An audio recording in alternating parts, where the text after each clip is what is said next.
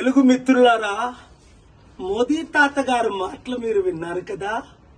చంద్రబాబు గారు, బ్రదర్ పవన్ కళ్యాణ్, ఇది మనమే చేయాలి, మీరే చెయ్యాలి. అధికారంలో వచ్చినంత వరకు ఏమన్నారు?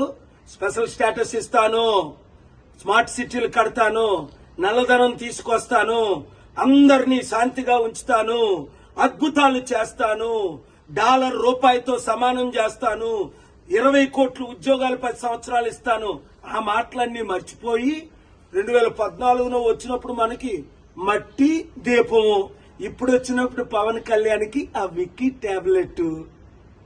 అప్పులు మనం చేసి మన రాజధాని కట్టుకోవాలట. ఇప్పటికైనా బుద్ధి వచ్చిందా? మన డబ్బంతా తీసుకెళ్లి గుజరాత్కి అప్పచెప్తున్న లక్షల కోట్లు. మార్పు రావాలి.